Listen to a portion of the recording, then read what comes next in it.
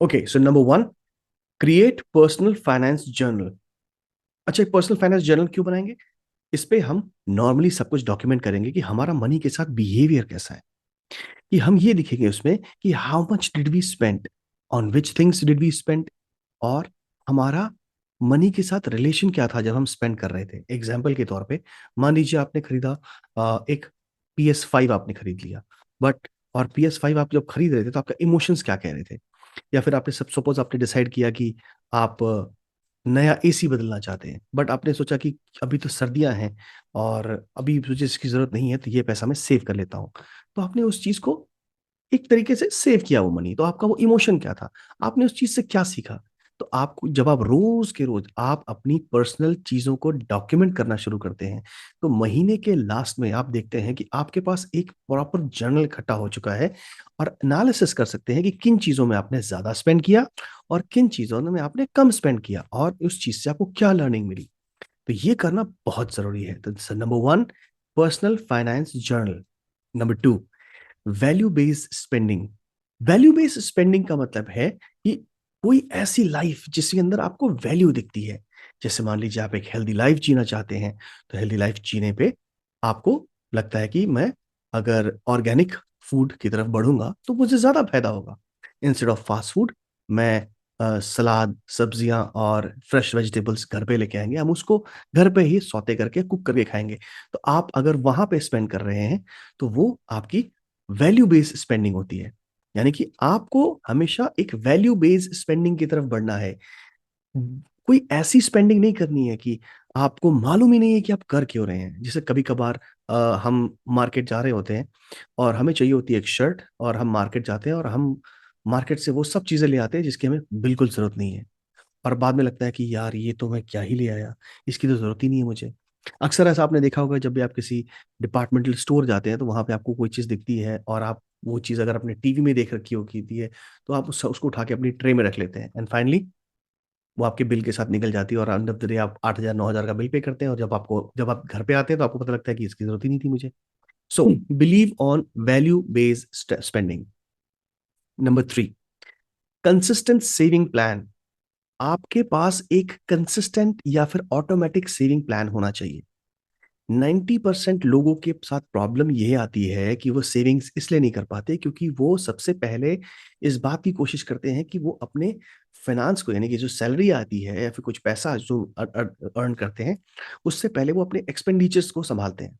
पहले वो एक्सपेंडिचर करते हैं, फिर जब वो पैसा, थोड़ा बहुत पैसा बचता है, तो वो फिर वो सोचते हैं कि इसको हम कहीं स्पेंड कर देते हैं, क्योंकि SIPs का बहुत ज्यादा इन्फ्लुएंसर्स बात कर रहे हैं।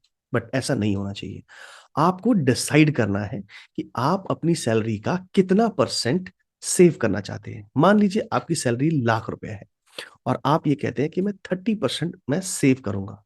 तो यानी कि 30% सेव करने का मतलब है कि आपने 10-10 हजार रुपए की कुछ SIP, जैसे कि मैं अगर हूंगा तो मैं ऐसे करूंगा कि 10 हजार रुपए मैंने PPF में डाल दिए, और 20 हजार रुपए मैंने एक दूसरे अकाउंट में डाल दिए, जहां से कि एक रेगुलर SIP की EMI जाती है, विदाउट फेल, ऑटोमेशन के तरीके से।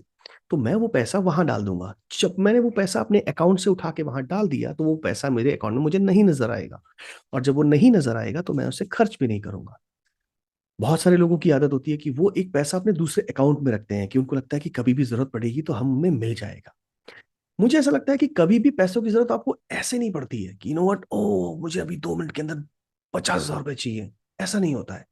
आपके साथ हमेशा ऐसा होता है कि आपको पैसा चाहिए होता है, बट वो पैसा आपको थोड़ी थोड़ी देर बाद चाहिए होता है, उसके लिए आपको वक्त मिलता है कि आप वो पैसा अर्न कर पाए। राइट? सो एक दूसरे अकाउंट में पैसे में रखें, और उसकी वजह से आपके फायदा ये होगा कि आपका मनी जो है दिन ब दिन हर महीने थोड़ा थोड़ा करके ग्रो होता रहेगा। Number four, instant fun fund. अब ये इंस्टेंट फन फंड क्या है? ये एक ऐसा, आपके पास एक जार होना चाहिए, जैसे मेरे पास है, मैं दिखाता हूँ आपको। जैसे मेरे पास ये जार है, इस जार में मैं मेरे महीने के में एंड में जो मेरी पर्स में जो पैसा बचता है, चिल्लर, छोटे मोटे नोट, 200 रुपए के, 100 रुपए के, 500 रुपए के, वो मैं इसमें डालता रहता हूँ आके। इससे होता क्या है? इससे एक तो मेरे को मनी सामने नजर आती है, तो मुझे ना मनी का एहसास होता है। आजकल UPI का कल्चर है, तो आप हमेशा हम ओवर स्पेंडिंग कर देते हैं, हमें पता भी नहीं लगता कि हमने स्पेंडिंग करी है। राइट? पहले हम पैसे देख हाथ से छू के देते थे, तो उसका एक अलग एक बिहेवियर होता था। सो हमेशा पैसों को अपने पास रखें, और इस तरह से एक फन जार या फिर फंड फंड बना लें, जिसमें से कि मान लीजिए कभी कभार आपका मन कर रहा है कि कहीं आपको मूवी देखने जाना है, कहीं कुछ करना है, तो फिर आपको उसके लिए सोचना नहीं पड़ेगा। आपने पैसे निकाले, सीधे गए, मूवी देखी, वापस आए, मौज किया, बस दैट्स इट, खत्म होगी बात। राइट। एंड सॉरी, नंबर 5, आपका होना चाहिए इंक्रीमेंटल इन्वेस्टमेंट स्ट्रैटेजी। आपको हमेशा इस बात पे हम ध्यान देते हैं कि हर साल हमारा अप्रेजल हो, हर साल हमारा सैलरी बढ़ता है, बट क्या हम अपना इन्वेस्टमेंट एपेटाइट भी बढ़ा रहे हैं, या फिर हम अपना हमेशा एक्सपेंडिचर एपेटाइट बढ़ाते हैं? आपको हमेशा अपना इन्वेस्टमेंट एपेटाइट बढ़ाना है। आप नई सैलरी ज्वाइन सॉरी नई नौकरी ज्वाइन करते हैं, वहां पे आपको एक बहुत बढ़िया पैकेज मिलता है।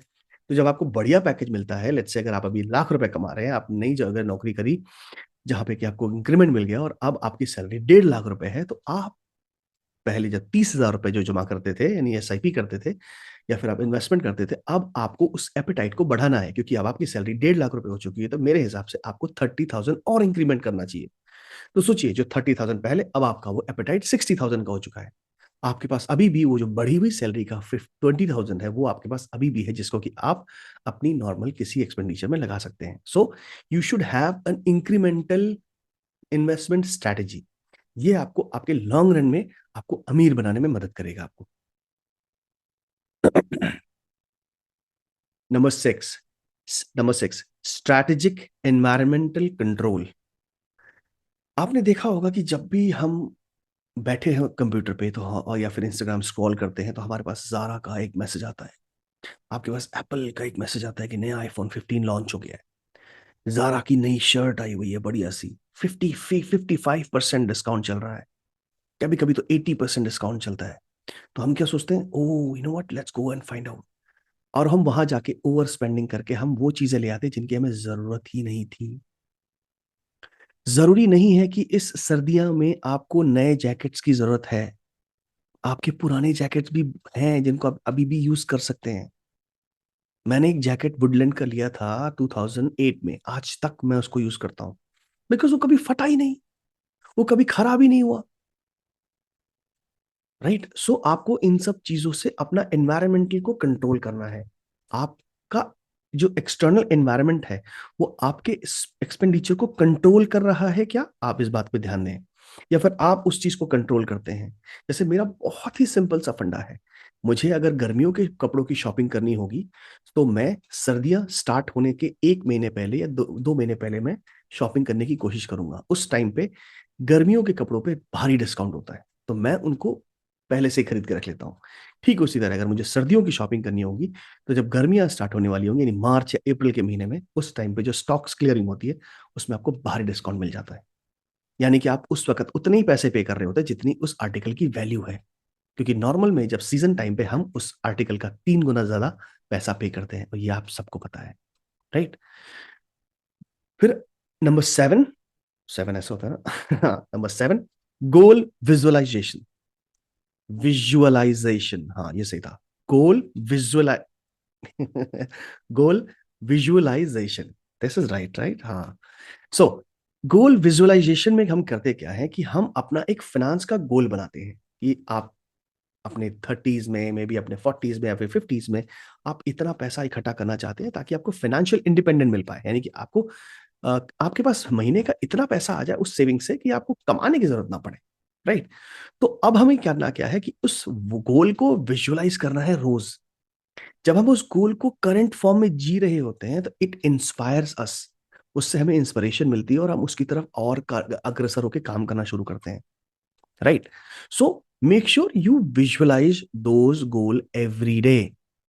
नाउ नंबर 8, ये 8 होता है, हाँ ये 8 ही हुआ। Number 8, basically spend to save habit. Okay, spend to save habit में क्या होता है, मान लो कि आपने डिसाइड किया कि आपको एक नया फोन चाहिए, और आपने मन बना लिया कि आपको आईफोन 15 चाहिए, लेकिन उसके लिए आपने सोचा कि मैं हर महीने 20,000 रुपए, जो मेरी सैलरी में बढ़े हैं, मैं उसको वेट करूंगा। तो आपने हर महीने 20,000 रुपए जोड़े, और ऐसे करते करते आपने 7 महीने में तकरीबन तकरीबन आपने 1,40,000 के करीब पैसे जोड़ लिए। अब आपके मन में आया कि now what you need to do is you need to buy an iPhone. तभी आपको मालूम चला कि जो आईफोन का जो प्रो मॉडल है वो तकरीबन 1,40,000 का आता है, but at the same time अगर मैं आईफोन 13 ले लूंगा, तो वो मुझे इसकी आधी से भी कम कीमत में मिल जाएगा। यानी 50,000 के अंदर आपको 128 GB का iPhone 13 मिल रहा है, जो कि सेम टू सेम वैसा ही काम करेगा, वैसे भी, और उसी तरीके से हम उसको इस्तेमाल करने वाले हैं। इट इज जस्ट दैट कि हम उसको शो नहीं कर पाएंगे, दुनिया को बता नहीं पाएंगे। क्या इससे इससे फर्क पड़ता है? या फर्क इससे पड़ता है कि आपके पास iPhone 15 है या 13 है या 14 है? Does it make a difference? मुझे नहीं लगता। मेरे पास आज की तारीख में भी iPhone 11 का प्रो मॉडल है, और ये बहुत अच्छे से काम कर रहा है। हालांकि यहाँ से गिरने की वजह से यहाँ से थोड़ा सा खराब हो गया, but still it's working flawlessly.